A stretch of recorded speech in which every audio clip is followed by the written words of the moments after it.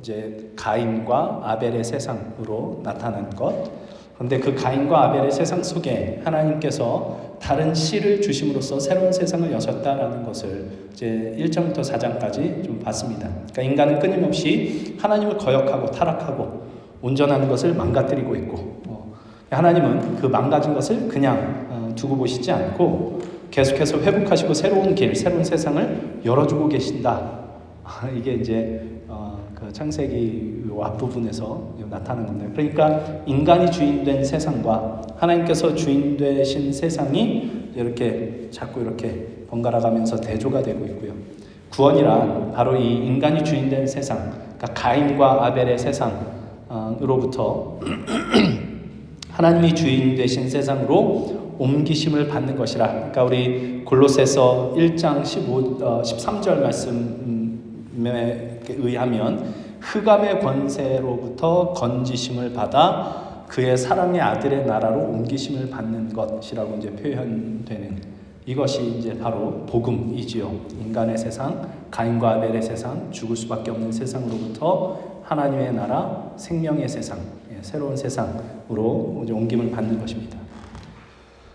이제 이게 1장부터 4장까지 우리 살펴봤던 내용인데 이제 5장에 오면 이제 성경에 이제 여러 가지 족보가 나오는데 첫 번째 족보가 나옵니다.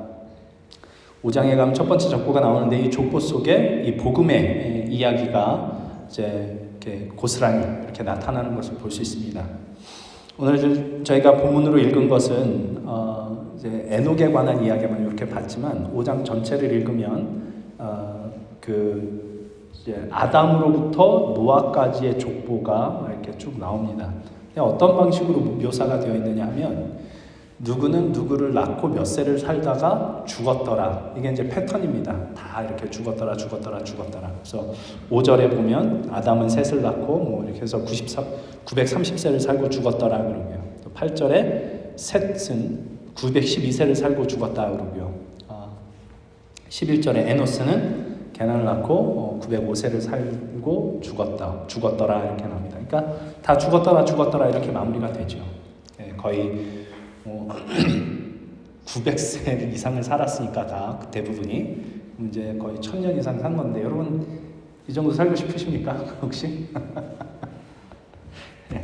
네, 이 사람들이 900세 이상 거의 1000년을 살았는데 결국엔 그러나 다 죽었습니다. 죽었더라 이렇게 끝이 나죠. 근데 유독 오늘 본문으로 읽은 이 에녹에 대한 이야기는 다릅니다. 에녹은 죽었더라가 아니라 살았더라 이렇게 기록되어 있죠. 완전히 반대가 되겠죠. 에녹은 65세에 무드세라를 낳았다 그러고요. 그는 365세를 살았더라 이렇게 끝이 납니다. 그러니까 모두가 죽었더라로 결과된 족보 속에 살았더라라고 기록된 유일한 사람, 그가 이제 에녹이었습니다. 말하자면 창세기 5장의 족보는 죽었더라라는 반복되는 기록으로 이 세상이 죽음 아래 갇힌 세상이 되었다라는, 이 세상은 기본적으로 가인과 아벨의 세상이다라는 것을 드러내고 있고, 그 와중에 살았더라라는 기록을 가진 에녹을 등장시킴으로써 가인과 아벨의 세상, 죽음에 갇힌 이 세상 가운데 생명의 세상을, 새로운 세상을 하나님이 여셨다는 것을 보여주고 있습니다. 근데 이게 그 아담 죄송합니다. 아직 이 감기가 안 나가지고 다 난 것 같은데 이게 조금씩 기침이 납니다. 좀 이해해 주시고요. 이 5장의 아담으로부터 노아까지의 이제 족보라고 되어 있는데 시작은 이렇게 되어 있거든요. 1절에 보면 이것은 아담의 계보를 적은 책이다 그래요. 아담의 계보를 적은 책이다. 그리고 바로 무슨 얘기를 하냐면 하나님이 사람을 창조하실 때에 하나님의 모양대로 지으신 이야기를 합니다. 그래서 남자와 여자를 지으시고 뭐 복을 주시고 뭐 이렇게 하셨다는 얘기가 이제 1절, 2절에 이렇게 나와요. 그러니까 아담의 족보라라고 하고 아담부터 시작되는 게 아니라 하나님부터 시작이 된다는 얘기죠. 그러니까 하나님으로부터 시작돼서 이 죽음의 세상이 된 것 속에 살았더라 라는 것을 이제 그 하나님께서 일하신 것으로 나타내는 거죠. 그러니까 죽음의 세상 속에 생명을 넣어주신 것입니다. 모든 믿는 자에게 모든 믿는 자에게 구원을 주시는 하나님의 능력이 이제 사실 여기에 나타나 있는 거죠. 우리가 복음이라고 믿고 있는. 그래서 우리는 범죄하여 죽을 수밖에 없으나 그 가운데 살 길을 열어주신 하나님의 은혜, 복음의 이야기가 이 죽음의 족보 속에 살았더라라는 세상으로 옮겨진 에녹의 이야기로 나타나고 있는 것입니다. 예. 그런데 이 말씀을 보면 지금 에녹이 다른 이 족보 속에서 다른 사람들과 다른 게 이제 다 죽었더라인데 에녹은 살았더라란 말이에요. 근데 또 다른 한 가지가 차이가 나는 게 있는데 그것은 다른 사람들은 다 몇 세를 지내며 자녀들을 낳았다라는 표현이 다 나와요. 몇 세를 지내며 자녀들을 낳았다. 그래서 그들의 삶을 몇 년 지냈다. 이렇게 지냈다라고 이제 표현을 하죠. 유독 에녹은 지내며 자녀를 낳았다가 이제 다른 사람들인데 에녹은 하나님과 동행하며 자녀를 낳았다 이렇게 표현이 됩니다. 그래서 그의 삶이 하나님과 동행한 삶이었다라고 얘기를 하는 거죠. 그러니까 모두가 죽었더라라고 결론된 족보 속에 에녹만 살았더라로 결론 지어진 이유가 뭐냐? 그럴 때 그는 하나님과 동행했기 때문이다 이렇게 이야기를 할 수 있을 것입니다. 근데 이것은 하나님과 동행한 것 때문에 그가 구원을 받았다라는 뜻이 아니라 여기엔 지금 하나님의 은혜가 임한 것입니다. 그래서 하나님의 은혜를 입어 구원 얻은 사람들의 특징, 그 특징이 뭐냐라고 얘기를 할 때 그 흑암의 권세에서 그의 사랑의 아들의 나라로 옮김을 받은 자의 특징이 뭐냐라고 할 때 그것이 하나님과 동행하는 것이었단 말이죠. 그리고 그것이 이제 살았더라라는 결론을 맺어내게 되는 겁니다. 죽었더라가 아니라. 당연하죠. 우리 계속해서 말씀드리지만 성경에서 말하는 죽음은 생명이신 하나님과 이렇게 관계가 깨진, 그래서 하나님 없음의 상태, 이게 이제 죽음이고요. 반대로 생명이란 하나님과 함께함입니다. 그러니 성경에서 말하는 생명과 죽음이라고 하는 것은 생물학적 어떤 상태에 대한 이야기가 아니라 하나님과의 동행 여부에 달려 있다라는 것이죠. 그래서 에녹은 하나님과 동행했고 그래서 살았더라가 된 겁니다. 자, 이게 지금 에녹이 더 이상 이 세상에 호흡하며 살아있지는 않지 않습니까? 이제 여기서 이게 좀 더 분명해지는 거죠. 생물학적으로는 에녹도 살았을까요? 죽었을까요? 당연히 죽었습니다. 그래서 더 이상 이 땅에 있지 않습니다. 이것을 이제 오늘 본문으로 읽은 24절에 이렇게 얘기를 해요. 에녹이 하나님과 동행하더니 하나님이 그를 데려가심으로 세상에 있지 아니하였더라. 그러니까 하나님이 그를 데려가셨다. 이걸 우리 일반적으로 표현하면 이게 뭐죠? 죽었다죠. 그러나 그는 죽음을 맛보지 않았습니다. 하나님과 동행했기 때문입니다. 그러니까 저와 여러분이 지금 호흡을 하며 살고는 있지만 하나님과 동행하지 않는다면 죽었더라로 끝이 날 인생이고요. 하나님과 동행하면 우리의 호흡이 끊어져 생물학적 죽음을 맞이할 때도 그걸 뭐라고 표현하냐면 하나님이 데려가심으로 세상에 있지 않게 되었다로 표현하게 되는 겁니다. 그걸 다른 말로 살았더라 이렇게 이야기를 하는 거죠. 근데 이 하나님과 동행한다라는 게 뭐냐? 여러분 하나님과 동행하고 계십니까? 이게 하나님과 동행한다는 것이 성경을 이렇게 쭉 보니까 결국엔 믿음의 문제하고 이렇게 직결되어 있는 것을 이제 볼 수 있습니다. 예수께서 죽은 나사로를 살리러 가셨을 때 마르다가 와서 예수님께 이제 주님이 여기 계셨더라면 내 오라비가 죽지 아니하였을 것입니다 라고 이제 원망 섞인 이야기를 할 때 예수께서 이 유명한 말씀을 하십니다. 요한복음 11장 25절 26절 벌써 넘기고 가셨네요. 같이 한번 읽어볼까요? 네, 시작. 예수께서 이르시되 나는 부활이요 생명이니 나를 믿는 자는 죽어도 살겠고 무릇 죽어서 나를 믿는 자는 영원히 죽지 아니하리니 이것을 네가 믿느냐? 여러분 이거 믿으십니까? 살아서 그러니까 예수님을 믿으면 죽어도 살겠고 살아서 믿으면 영원히 죽지 않는답니다. 이게 뭐 생물학적으로는 뭐 이해가 안 되는 말이지요.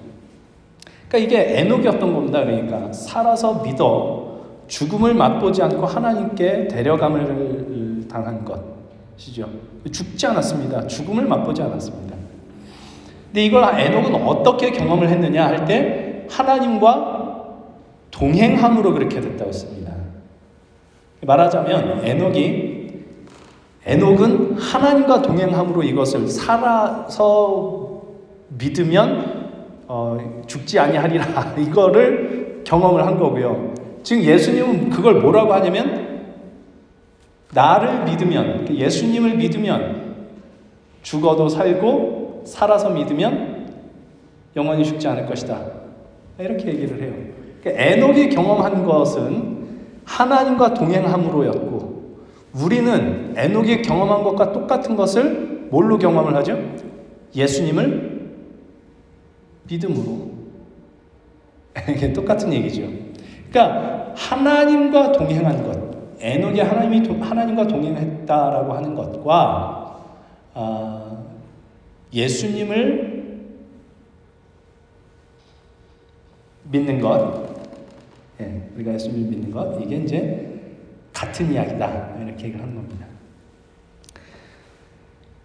그래서 예수님을 믿는 것이 결국엔 이 믿음이 결국엔 하나님과 동행하는 것이며 이것이 우리를 살았더라의 세상으로 이제 옮겨간다라는 얘기인데, 그러니까 여러분 하나님과 동행하고 계십니까? 라고 물을 때 이것은 다른 말로 하면 예수님을 믿으십니까? 이거예요. 믿음이 있느냐라는 결국 이 얘기인데, 이 믿음이 뭐냐라는 거를 우리가 이제 좀 살펴볼 필요가 있습니다. 생각을 해볼 필요가 있습니다. 왜냐하면 이 믿음이라는 게 상당히 추상적인 말이라서 이게 구체적으로 우리에게 어떤 의미인가 하는 거를 사실 우리가 잘 생각하지 않고 사용할 때가 믿음이라는 말을 사용할 때가 많이 있기 때문입니다. 누가복음 18장에 보면 예수께서 불의한 재판장에 대해서 비유를 해주십니다. 다 아시겠지만 그 내용을 좀 말씀을 드리자면 이렇습니다. 어느 도시에 하나님을 두려워하지 않고 사람을 무시하는 재판장이 있습니다. 근데 어떤 과부가 억울한 일을 당해서 이 원한을 풀어달라고 재판장에 가서 하소연을 합니다. 근데 이 재판장은 하나님도 두려워하지 않고 사람도 무시하는 그런 재판장이었기 때문에 그때 당시의 과부는 사회적 약자, 돈도 없고 가난하고 사회에 영향력도 없는 사람입니다. 내가 이 사람을 도와줘서 무슨 이득을 볼 게 없고 무슨 뇌물을 받아 먹을 수 있을 만한 사람도 아니고 그렇습니다. 그래서 무시를 해버립니다. 그래서 과부의 이야기를 듣지 않죠. 그러나 이 과부는 포기할 줄을 모르고 끊임없이 매일같이 재판장을 찾아가서 원한을 풀어달라고 간청을 합니다. 이 불의한 재판장이 처음에는 무시하다가 나중에는 이거 안 되겠다, 귀찮아서 안 되겠다, 얘가 얘기 안 들어주면 나 얼마나 또 와서 얼마나 귀찮게 할지 모르니 그냥 이 원한을 풀어줘야 되겠다 해서 문제를 풀어줬다, 이 원한을 풀어줬다 라는 것이 이제 예수님이 베푸신 불의한 재판장의 비유인데, 이 말씀을 하시고 난 다음에 이 비유를 하시고 난 다음에 하시는 말씀이 이렇습니다. 누가복음 18장 6절에서 8절. 주께서 또 이르시되 불의한 재판장이 말한 것을 들으라. 불의한 재판장이 뭐라 그랬냐면, 야, 안 되겠다, 귀찮아서라도 내가 안 들어주면 계속 나를 귀찮게 할 테니 귀찮아서라도 들어줘야 되겠다라고 얘기를 했습니다. 이 말한 것을 들으라 하물며 하나님께서 그 밤낮 부르짖는 택하신 자들의 원한을 풀어주지 아니하시겠느냐? 그들에게 오래 참으시겠느냐? 내가 너희에게 이르노니 속히 그 원한을 풀어주시리라 말씀하시고, 그러나 인자가 올 때의 세상에서 믿음을 보겠느냐? 이렇게 얘기를 하세요. 그러니까 이 불의한 재판장과 과부에 대한 비유 속에 예수께서 지금 말씀하시고 우리에게서 보기 원하시는 믿음이 뭐냐에 대한 내용이 있다. 라고 하는 거죠. 근데 여러분, 이 누가복음 18장에 나오는 이 비유를 흔히 우리가 어떻게 이해를 하느냐 하면, 하나님께 끈질기게 기도하면 응답받는다로 이해를 합니다. 그러니까 과부가 끈질기게 재판장에게 가서 간청을 했더니 재판장이 귀찮아서라도 들어줬던 것처럼 하나님께 끈질기게 기도하면 그 기도에 응답을 받게 될 것이다 로 이해를 하는데, 근데 처음에 이 비유를 시작하시면서 예수님이 하신 말씀이 이겁니다. 18장 1절에 보면 예수께서 그들에게 항상 기도하고 낙심하지 말아야 할 것을 비유로 말씀하여 이르시되, 그러니까 기도하고 낙심하지 말아야 할 것을 가르치기 위해서 주신 비유입니다. 무슨 뜻이냐면, 생각을 해보십시오. 여러분, 기도하면 기도하는 대로 이루어지던가요? 기도하면 기도하는 대로 이루어졌으면 우리가 여기 이러고 이 모양으로 살고 있지 않을 겁니다. 그게 잘 안 될 때가 사실은 훨씬 더 많아요. 근데 왜 기도가 안 될까? 기도를 했는데 왜 기도 응답이 안 될까? 정욕으로 기도를 해서 안 들어주시는 걸까? 네. 근데 부자 되게 해주세요. 뭐 이런. 정욕으로 갖고 이게 이제 야고보서에게 나온 얘기니까, 너희가 구하여도 얻지 못하는 것은 정욕으로 구하기 때문이다라고 얘기해요. 근데 이제 거기 나오는 정욕은 사실 좀 다른 얘기인데, 아무튼 정욕을 가지고 구해서 기도의 응답이 안 오는 것일까라고 생각을 할 수도 있는데, 근데 또 우리는 사실 그런 어떤 부자 되게 해주세요 뭐 이런 수준 낮은 기도는 또 안 하지 않습니까? 그렇죠? 우리는 어떤 기도를, 좀 수준 높은 기도를 하죠. 어떤 수준 높은 기도를 하죠? 우리 주의 사랑을 받고 닮아가게 해주십시오. 저 사람을 사랑하게 해주십시오. 용서하게 해주십시오. 너그러운 마음 갖게 해주십시오. 세상의 빛과 소금이 될 수 있게 해주십시오. 주의 영광이 나를 통해 나타나게 해주십시오. 기도하지 않습니까? 그렇죠? 정욕을 위해 하는 기도 아니잖아요. 하나님의 뜻을 따르고자 애쓰는 마음으로 하는 기도입니다. 하나님의 영광을 드러내고 싶은 기도입니다. 근데 그 기도대로 되던가요? 될 때도 간혹 있고 안 될 때는 부지기수고, 그렇지 않나요? 근데 기도했는데 기도에 응답이 안 오고 기도한 대로 안 되면 낙심이 되지 않겠습니까? 그렇죠?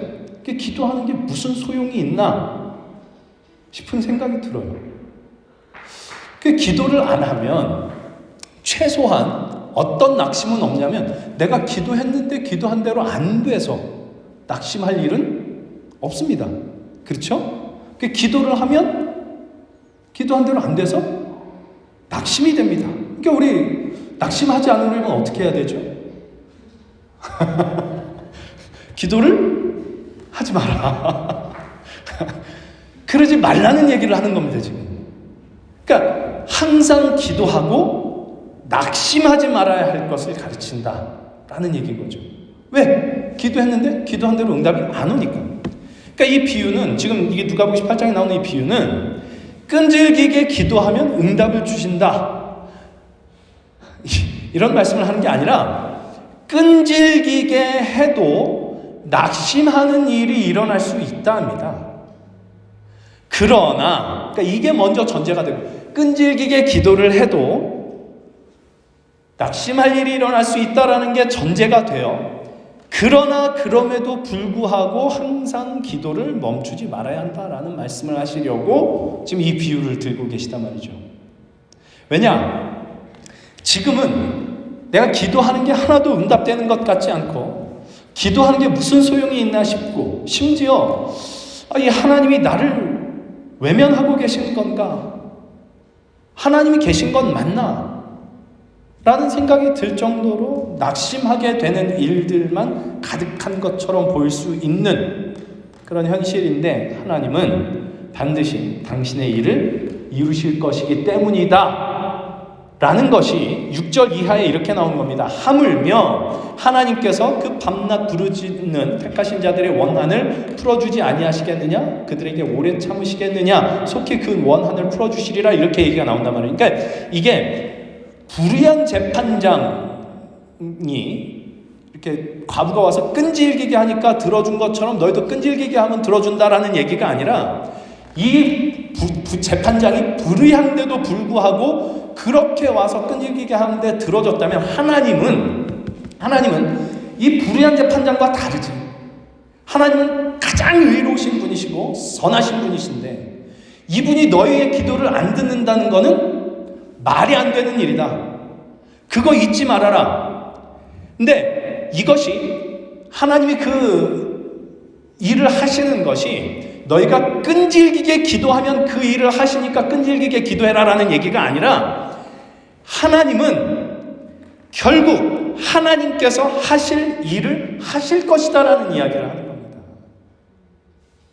하나님께서 하실 일을 하시는 것이 지금 우리의 눈에는 보이지 않고 이해되지 않아서 하나님이 날 버리셨나 싶기도 하고 하나님이 살아계신 하나님이 나를 보호하고 인도하신다는 게 우리가 성경 보고 이렇게 신앙생활 하면서 고백하는 건데 정말 하나님이 나를 보호하고 인도하신다는 게 맞나 싶은 생각이 들 만큼 낙심케 만드는 현실이지만 그러나 낙심하지 말라. 하나님은 반드시 네가 끈질기게 해서가 아니라 야 여기 불의한 재판님은 끈질기게 해서라도 듣는 정도인데 나는 못 끈질기게 하거나 말거나 하나님은 어떻게든 당신의 뜻을 이루시는 분이시지 않겠느냐라는 이야기를 하는 거란 말이죠. 반드시 당신의 선하신 뜻을 이루실 것이다. 하나님의 택하신 백성의 원한이 다 갚아지는 날이 반드시 있을 것이다. 그 하나님을 놓치지 마라. 지금 눈에 보이지 않을지라도 그 하나님을 지금 놓치지 마라. 그 하나님을 신뢰해라. 이 얘기를 하는 겁니다. 이게 항상 기도하고 낙심하지 말아야 할 것을 가르치기 위해 주신 그 기도의 내용이고, 그러니까 기도는 보세요. 아까 이제 얘기하면서 기도한 대로 안 되니까 기도가 무슨 소용이 있나 싶은 생각이 들 수도 있는데 기도를 하면 어떤 소용이 있어서 하는 게 아닙니다. 기도는 하나님을 신뢰하는 자가 하나님께로 나아가는 방식입니다. 이게 기도입니다. 그러니까 이게 바로 인자가 올 때 세상에서 믿음을 보겠느냐라고 말씀하시는 그 믿음이죠. 신뢰하는 겁니다. 하나님의 하시는 일이 이해될 때도 있습니다. 이래서 이렇게 하시는구나. 이해될 때는 이해되는 대로, 이해가 되지 않을 때는 이해되지 않는 대로 하나님은 하나님이십니다. 하나님은 선하시고 의로우신 분이십니다. 하나님은 하나님이 하실 일을 하십니다.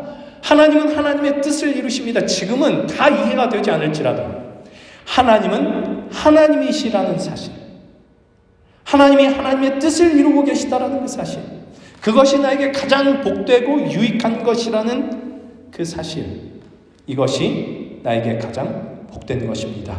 하나님을 그래서 내가 신뢰합니다. 지금 이해는 안 돼도 하나님을 신뢰합니다를 멈추지 않는 이 믿음을 보겠느냐라고 예수께서 말씀을 하시는 겁니다. 그 끝에 그 얘기가 나오는 이유가 그겁니다. 왜냐하면 끊임없이 낙심할 일이 생기니까. 끊임없이 낙심할 일이 생기니까. 그러니까 예수님을 믿는다는 것은 이런 거죠. 예수님이 하나님의 아들이십니다라는 사실을 여러분 믿으시죠? 아니세요? 예. 예수님을 믿으면 구원 얻습니다. 믿으시죠? 아멘입니다.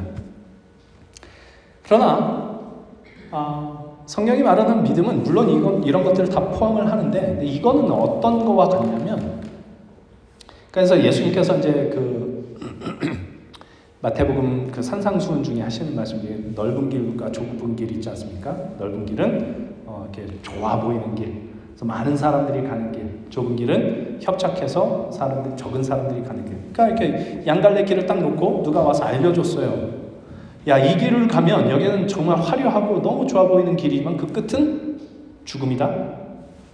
여기는 보기에는 굉장히 험하고 어렵고 힘든 길처럼 보이지만 그 끝은 생명이다, 복이다.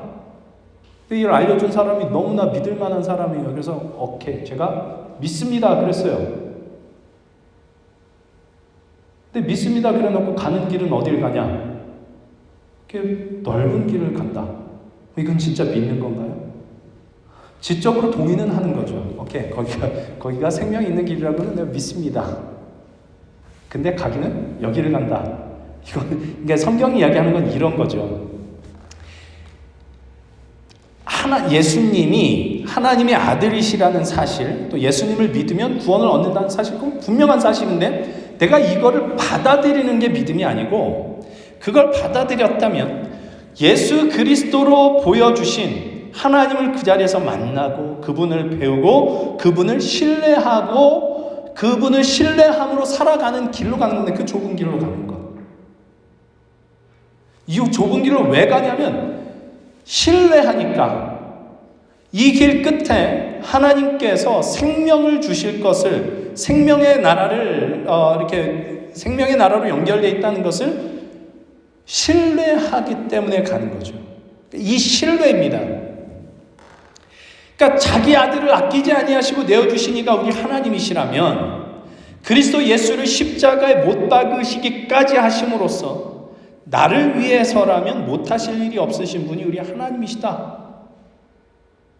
그렇다면, 그런데 그 하나님이 선하시고 의로우신 분이시라면 그분이 하시는 일은 나에게 언제나 유익한 것이다 라는 것이 믿어진다면, 지금 내가 겪는 그 어떤 일도 하나님께서 간섭하시지 않은 일이 없으며 하나님께서 인도하시지 않는 일이 없으며 하나님께서 나의 유익이 아닌데 겪게 하시는 일은 없다라는 것을 신뢰하는 것, 그리하여 그 겪게 하시는 것을 기꺼이 겪어 나가기로 하는 것, 그 좁은 길을 선택해서 가기로 하는 것. 왜 선택한다고요?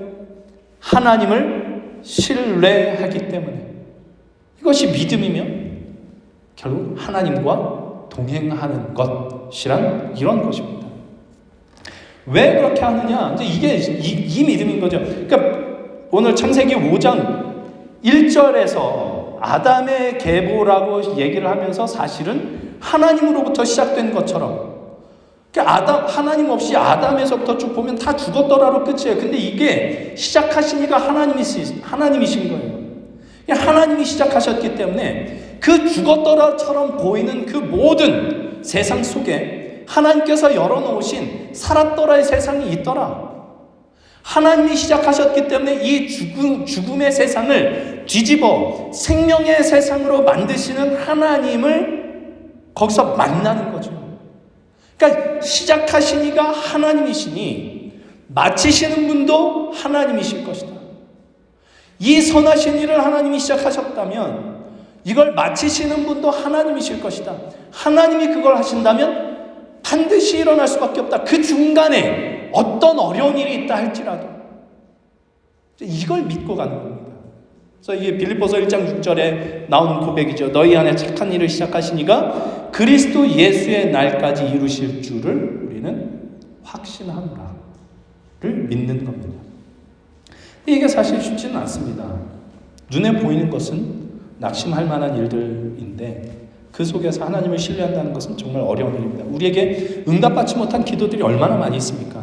혹 내가 정력으로 쓰려고 잘못 구하고 있는 건 아닌가? 우리 늘 이 고민을 하지 않습니까? 기도하면서 조심조심 하나님의 영광을 위해, 하나님의 뜻을 따르기 위해 기도하고 애쓰고 용서와 사랑을 또 넉넉함을 배우고 그걸 실천할 수 있는 제가 되게 해달라고 또 기도하고 기도한 대로 살려고 애쓰고 참고 인내하고 기다리고, 여러분 그렇게 살고 계시죠?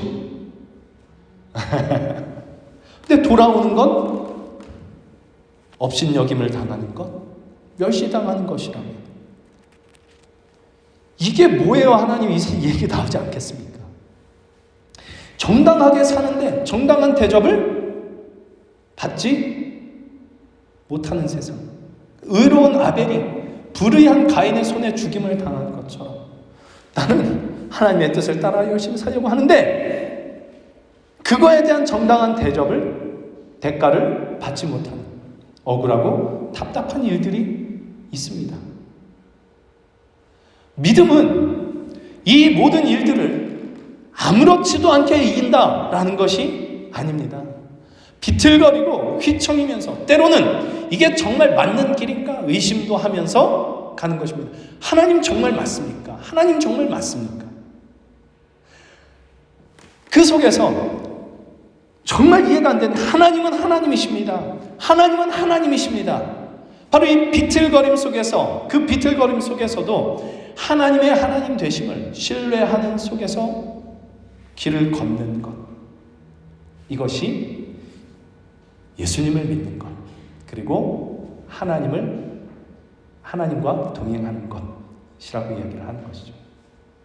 우린 그 속에서 정말 비틀거리면서도 하나님이 하나님이십니다라는 것을 고백하고 하나님이 어떤 분이신지를 배우고 하나님을 신뢰하는 법을 배워갈 때 거기서 우리는 진정한 생명과 자유를 얻게 됩니다. 어느 목사님이 노진준 목사님이라고 하는 분이세요. 요즘에 인터넷 보면 여러 가지로 이렇게 설교하시는 것도 나오고 합니다. 그분이 소아마비 장애를 갖고 태어나셨다고 그래요. 태어나면서부터 장애인으로 태어난 거죠. 나중에 이제 은혜를 받고 목회자가 되기로 결심을 하고 4년 동안 기도를 하루도 쉬지 않고 했답니다. 소아마비로 태어나 다리가 많이 불편한데 이게 주의 일을 하는데 이렇게 방해가 되고 어려울 수 있으니 주의 일을 이렇게 잘 해나갈 수 있도록 이거 좀 고쳐주시기를 4년 동안 하루도 쉬지 않고 기도를 하셨답니다. 낫게요, 안 낫게요?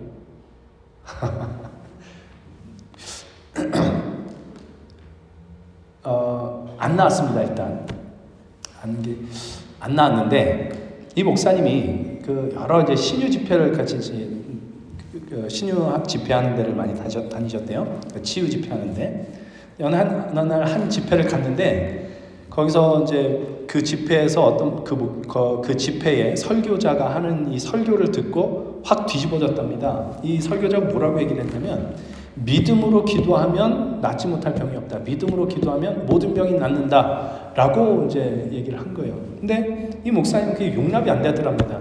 믿음으로 기도하면 모든 병이 낫는다? 나는 4년 동안 진짜 믿음으로 기도를 했는데 안 낫거든요. 그건 내 믿음에 문제가 있다는 말이냐? 이렇게 된 거예요. 그래서 이게 도저히 용납이 안 돼서 예배 후에 그 설교자를 찾아갔대요. 찾아가서 정말 믿음으로 기도하면 모든 병이 낫습니까? 물었답니다. 낫는데요. 바울은 어떻습니까? 육체의 가시가 떠나가기를 믿음으로 구했을 텐데 병이 낫지 않았지 않습니까? 근데 이 목사님은 낫대요.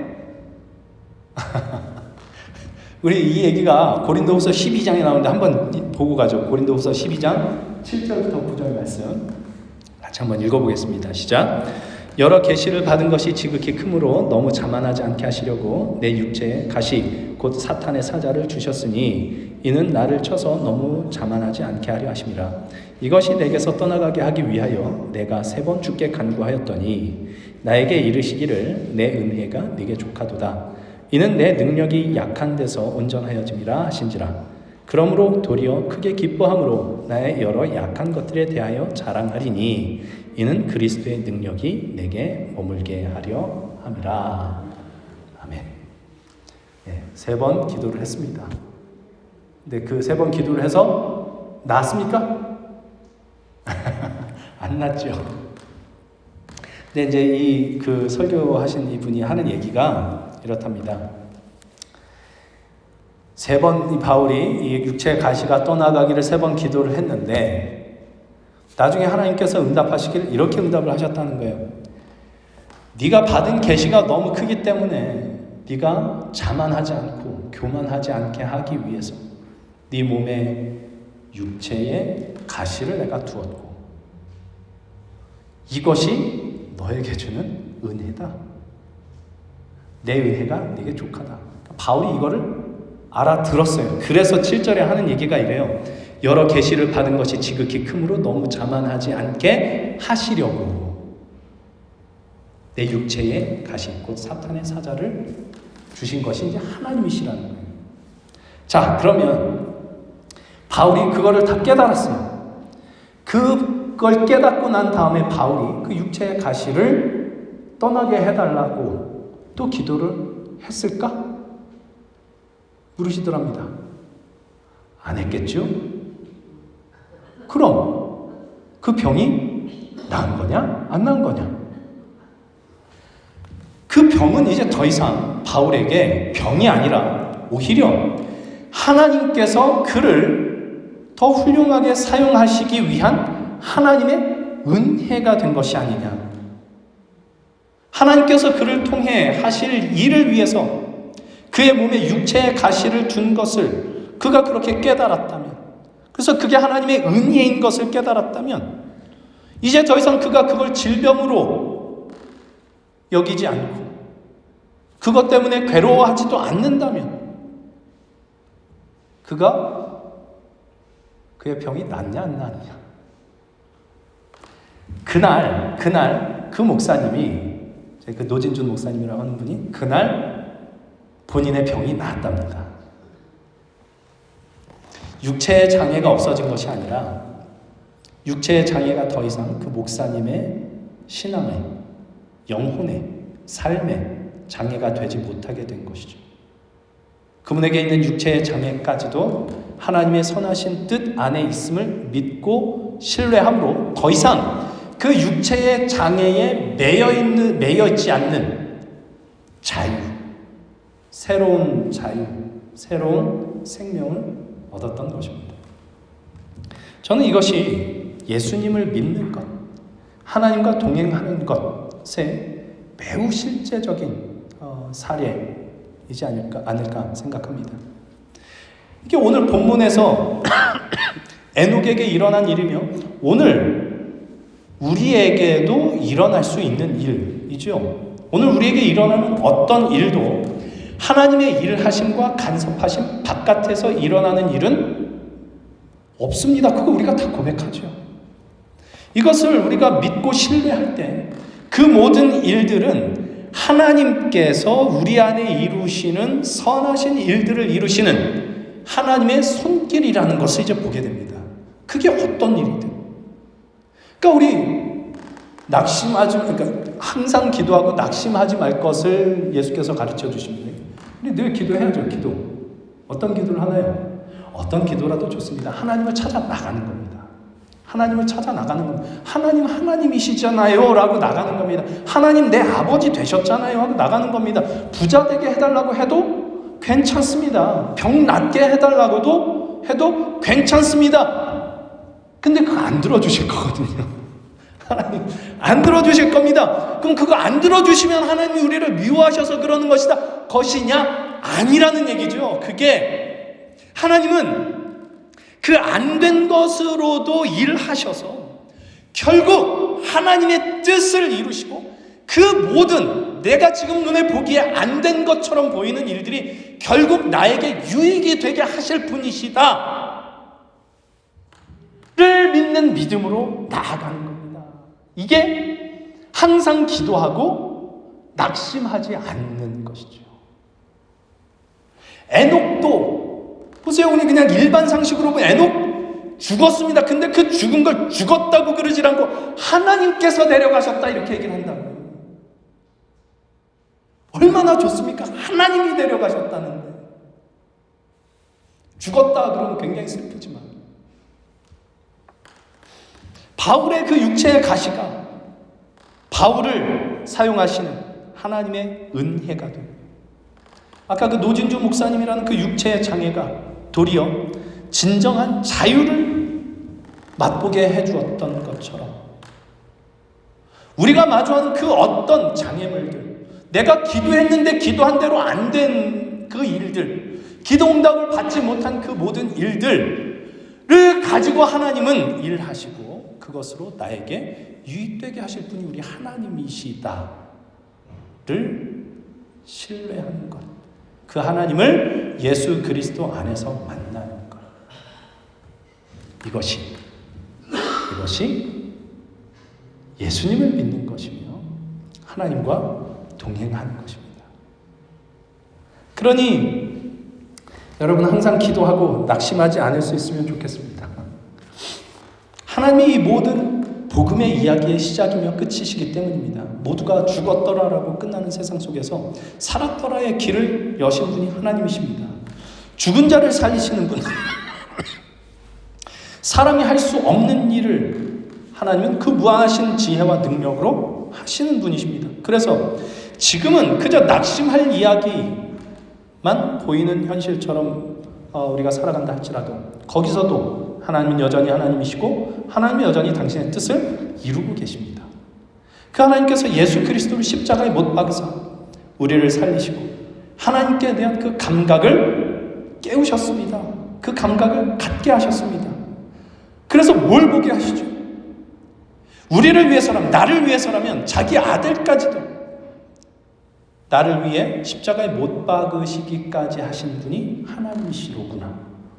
하나님이 그 정도까지 나를 위하시는 분이시라면, 나의 구원이 바로 그 하나님께로부터 온 것이라면 나의 생이 끝나는 날까지 이 세상의 역사가 끝나는 날까지 하나님은 당신의 그 진심과 열심을 가지고 나를 찾아오시고 나를 위해 일하시는 것을 멈추시지 않으시겠구나라는 것을 예수 그리스도 안에서 보는 것. 예수님을 믿는다는 것은 바로 이 하나님을 바라보고 이 하나님을 믿고 이 하나님을 신뢰하는 것입니다. 그 신뢰로 오늘의 삶을 하나님의 사람으로 살아가기 위해 애쓰고 발버둥치는 것. 나에게 주어진 현실을, 내가 겪게 하시는 그 현실을 기꺼이 이게 하나님께서 하신 일인 줄로 믿고 겪어 나가기로 하는 것. 그래서 어떤 남자분들이 이렇게 모여서 신세한탄을 하셨대요. 유부남들이 결혼하고 돈 이렇게 자기는 돈 벌어다 주고 이렇게 하는데 집안에서 큰 소리도 못 치는 사람이 됐다. 이것 가지고 막 다들 이렇게 한탄을 하고 있는 거예요. 그 중에 한 분이 너네는 집에서 큰 소리 못 쳐? 난 집에서 큰 소리 치는데? 야, 너는 어떻게 큰 소리를 치냐? 내가 어떻게 큰 소리 치는지 보여줘? 그럼 이렇게 집에서 하는 걸 이렇게 얘기를 하는 거예요. 여보! 설거지 다 해놨어! 다음에 뭐 할까? 이렇게 큰 소리를 치더랍니다. 주어진 현실이 그런 현실이면 그렇게 살기로 하는 거죠.